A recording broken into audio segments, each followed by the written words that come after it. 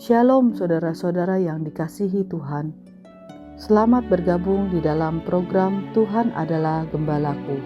Sebuah program di mana kita bersama-sama merenungkan firman Tuhan. Firman yang meneguhkan iman agar kita hidup menyenangkan hati Tuhan dan menjadi berkat bagi sesama.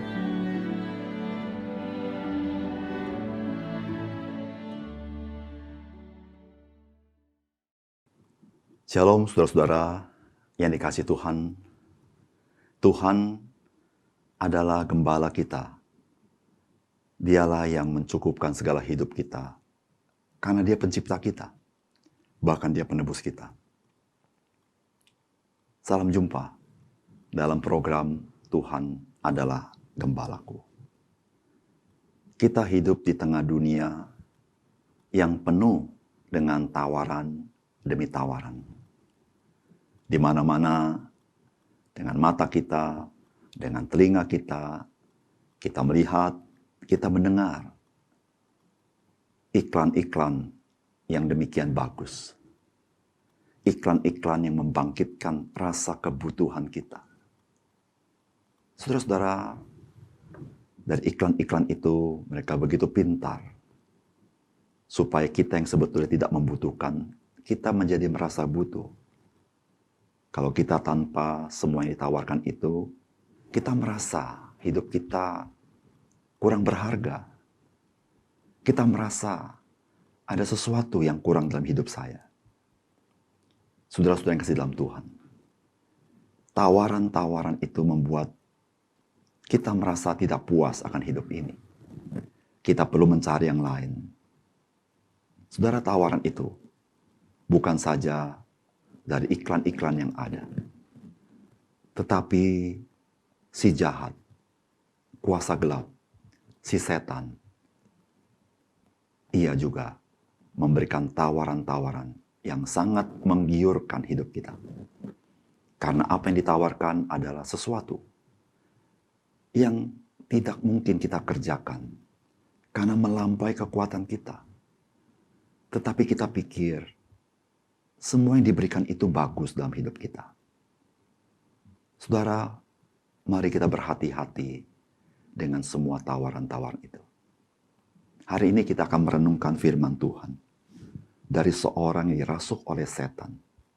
Mari kita membaca dari Matius pasal 9 ayat 32 sampai dengan 34.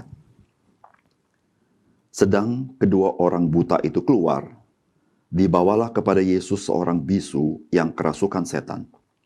Dan setelah setan itu diusir, dapatlah orang bisu itu berkata-kata. Maka heranlah orang banyak, katanya. Yang demikian belum pernah dilihat orang Israel.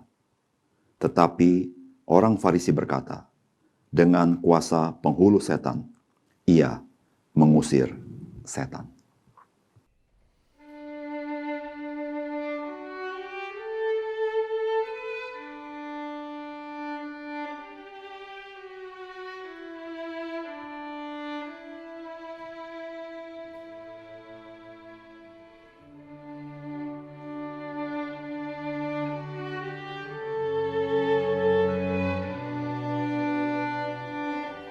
Saudara-saudara yang dikasihi oleh Tuhan, kisah yang kita baca adalah kisah seorang yang bisu. Bukan karena masalah fisik, tetapi dia dirasuk oleh setan. Saudara-saudara, pekerjaan setan bukan sedang mau memberkati kita. Pekerjaan setan sedang mau melumpuhkan kita, sehingga kita semakin tidak berdaya, sehingga kita tidak bisa berkembang. Alkitab katakan, dari sejak semula, si setan adalah pembunuh manusia. Saudara yang kasih dalam Tuhan, apa yang kita bisa pelajari dari kisah yang singkat ini, sebagai bagian untuk menjadi peringatan bagi kita semua. Yang pertama, saudara, jangan tergiur dengan tawaran kuasa setan yang menakjubkan sekalipun. Karena setan akan menghancurkan dan membinasakan kita. Setan selalu berusaha mencari teman untuk bersama-sama binasa. Karena setan itu sendiri binasa di dalam penghukuman Tuhan. Oleh karena itu, dia tidak pernah menawarkan kebinasaan secara terus terang kepada saudara. Tetapi dia akan menutupinya, mengkamuflasekannya, seperti sesuatu yang sangat indah dan baik. Sehingga saudara dan saya menjadi terkecoh. Kita berpikir, saya akan mendapatkan yang baik dari setan. Saudara-saudara, setan tidak pernah memberikan yang baik dalam hidup kita. Oleh karena itu, saudara-saudara, jangan engkau tergiur oleh tawaran, oleh pertolongan dari si setan. Apapun pergumulan saudara, apapun kebutuhan saudara, saudara jangan mengambil bagian di dalam kuasa-kuasa gelap. Karena hidupmu akan direbut dan dibinasakan oleh kuasa setan. Yang kedua, saudara-saudara, saudara jangan bergaul dengan setan, tetapi usirlah dengan otoritas dalam nama Tuhan Yesus. Saudara, Tuhan Yesus tidak pernah kompromi ketika berjumpa dengan si jahat atau si setan. Tuhan Yesus pasti menghardik dan mengusirnya dan tidak pernah bersahabat dengan si setan. Saudara-saudara yang kasih dalam Tuhan, sebagai anak-anak terang, saudara dan saya adalah sahabat daripada Tuhan Yesus. Kita adalah sahabat daripada Allah dan kita bukan sahabat daripada si setan.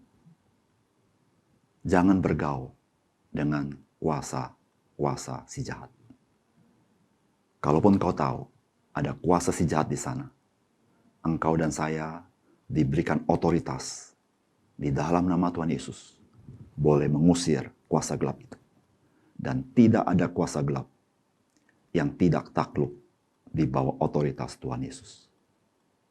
Meskipun demikian, ketika kita melakukannya, kita melakukan dengan hati yang waspada. Kita melakukan dengan iman dan kepercayaan.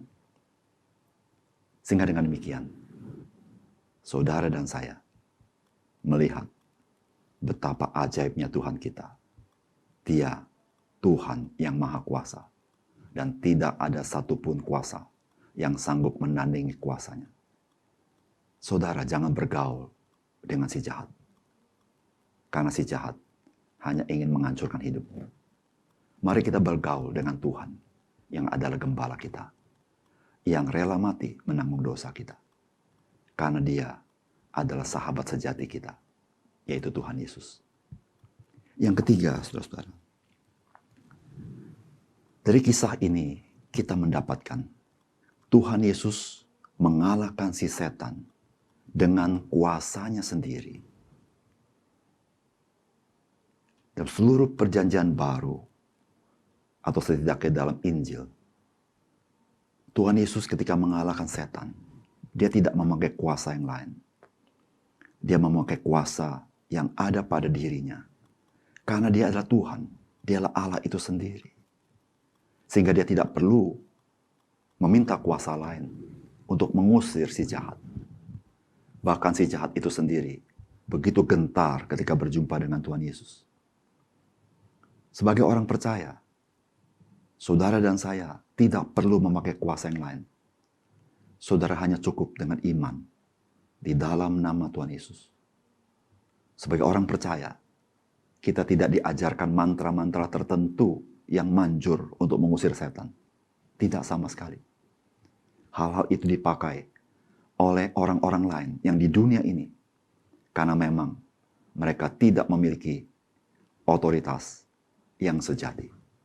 Karena otoritas itu hanya diberikan kepada Tuhan Yesus. otoritas untuk mengusir si jahat, menghancurkan kuasa gelap. Saudara yang kasih dalam Tuhan, orang percaya tidak memakai kata-kata tertentu yang harus diucapkan supaya kita beroleh kemenangan atas setan. Tetapi orang percaya hanya dengan iman kepada Yesus Kristus, dan di dalam nama itu, nama yang berkuasa, yaitu nama Tuhan Yesus, kita mengalahkan si jahat. Oleh karena itu, saudara-saudara yang kasih dalam Tuhan, mari senantiasa serahkan hidup kita ke dalam tangan Tuhan Yesus.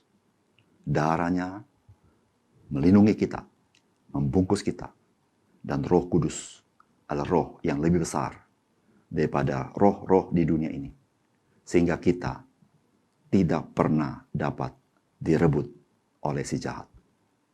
Mari bertumbuh dalam Tuhan, mempunyai keyakinan di dalam kuasa Tuhan kita Yesus Kristus. Karena kuasa itu, kuasa yang memberikan kemenangan kepada kita. Mari kita berdoa. Bapa kami yang dalam surga, terima kasih. Hari ini kami diperingatkan oleh Tuhan supaya kami tidak bermain-main dengan kuasa si jahat. Karena kuasa si jahat akan melumpuhkan hidup kami seperti orang ini yang bisu karena dirasuk si jahat. Firman-Mu mengajar kepada kami, dari semula iblis adalah pembunuh manusia. Iblis adalah pendusta. Dia menawarkan hal-hal yang sepertinya kami butuh. Tetapi dia meracuni kami. Dia ingin membunuh kami, membinasakan kami, membuat kami tidak berdaya. Tuhan tolong kami, supaya kami tidak bergaul dengan si setan. Tolong kami, supaya kami tidak tergiur oleh tawaran-tawarannya. Tetapi kami sungguh-sungguh menyerahkan hidup kami, bergaul dengan Tuhan. Karena kami percaya, hanya Engkau Tuhan, gembala kami yang baik. Bahkan Engkau merelakan, menyerahkan nyawamu, mati di kayu salib bagi kami. Ya Tuhan, tolong kami, supaya kami lebih dekat dengan Engkau. Kami tahu Tuhan akan melindungi kami. Dan ketika kami menghadapi kuasa si jahat, kami terima kasih kepada Tuhan. Karena Engkau memberikan otoritas kepada kami untuk mengusir, mengalahkannya di dalam nama Tuhan kami, Yesus Kristus. Kami serahkan hidup kami hari ini ke dalam tangan Tuhan. Ada banyak tawaran-tawaran di dunia ini.